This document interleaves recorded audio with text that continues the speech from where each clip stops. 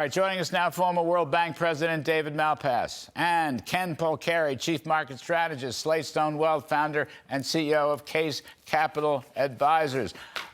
Before we jump in, here's Treasury man Scott Bessent on the Fed's new foundational reform from last night's interview here on Kudlow. Take a listen, please.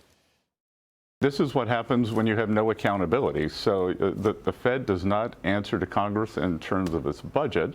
And I like to tell people President Trump is focused on the building and the problems at the building. I'm focused on the problems in the foundation. There's a foundational issue here. All right, and one more foundational issue. Hang on one second. We're going to come right back. Scott Bessent on Mr. Trump having a majority of the Federal Reserve Board, which will include Steve Myron. Here it comes, fellas. Take a listen. The important thing to remember is we have two seats. So there's the seat for the chair, and then there will be another appointee joining. So we actually get two appointments, and President Trump will have a majority of the board in D.C. Yes. Boom.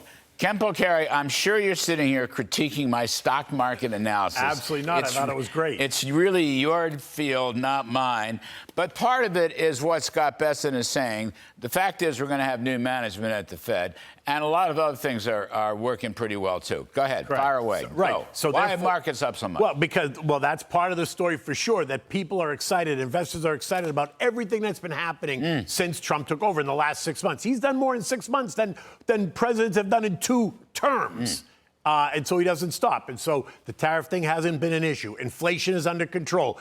Rates are coming down. Jobs are coming to the country. Manufacturing. All this investment in the country from companies and foreign countries is only igniting that story. And listen, the market loves it. Clearly the market loves it. Do I think we're a little bit ahead of ourselves? Yes, but that doesn't mean that we can't go higher. All right, can't go higher. David Malpass, I think America loves factories. That's what I think. I know Donald Trump loves factories.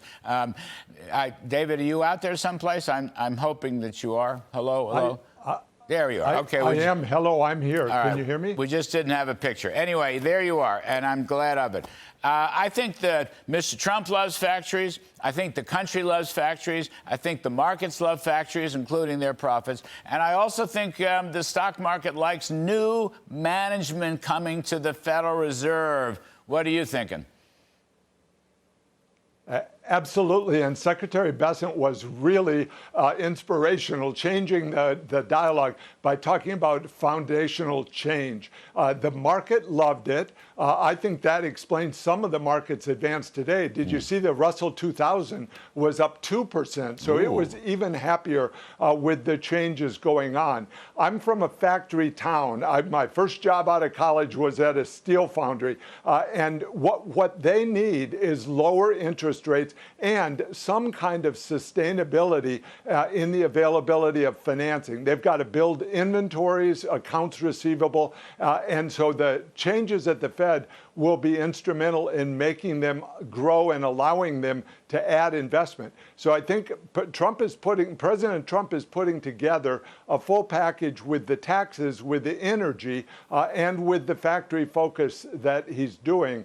The Fed's been off track, so we can talk about that, but I think you were exactly right on the inflation model being out of line. They need to look at price-based indicators, and that's available to them, and it's showing that they can cut quite a bit right now. That's what the market was saying today, too. So you think that today's rally had something to do with Scott Bessent's interview last night? What, you think it was Bessent, or what about the host? You don't give the host any credit, for heaven's sakes.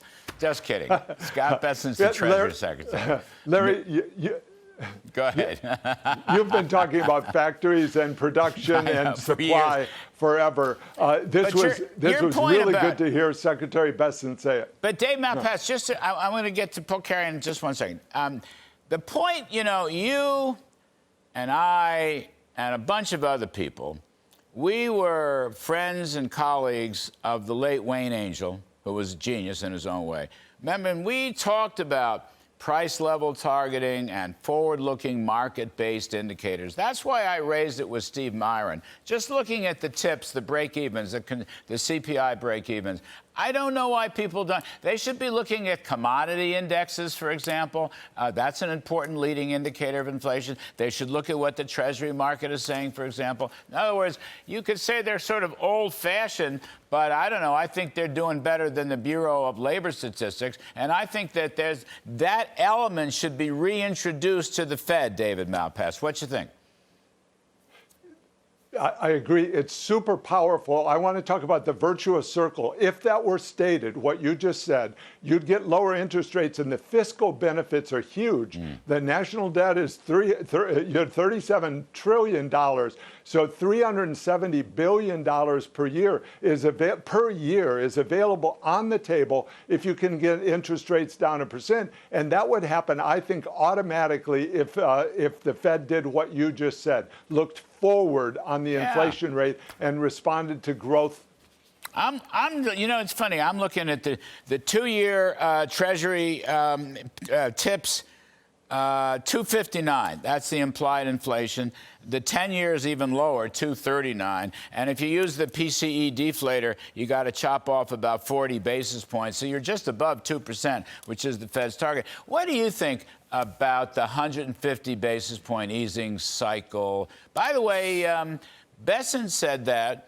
And Chris Waller, the presently Federal Reserve, he said the same thing a week or two back. Right. So I think they're really starting to get the market accustomed to hearing about a 50 basis point cut. I think when Scott Bessent came out and said it last night in your show and then reiterated that again this morning, although he talked about 150 over a period of 12 months, I think they're getting ready. And I think that's where they want to go. And I think actually the market clearly loved what it heard today. Yeah. Dave Malpass, here's another one. Look, stock markets love politics too. Stock markets watch politics. So I'm just saying, all right, Texas Republicans may pick up 5 or 6 House seats. That's going to help Speaker Mike Johnson an awful lot. And my other point, I'll give you both a whack at this because I'm a very even-handed kind of guy.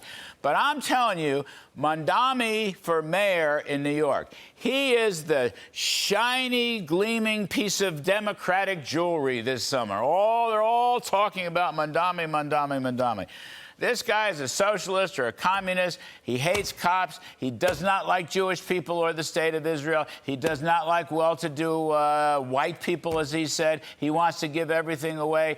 I mean, I think people around the country take a look at that as the Democratic Party's, tip of the spear, and they say, we don't want it. He may win in New York, but we don't want this in the middle of the country. We don't want this in the South. We don't want this in the Southwest.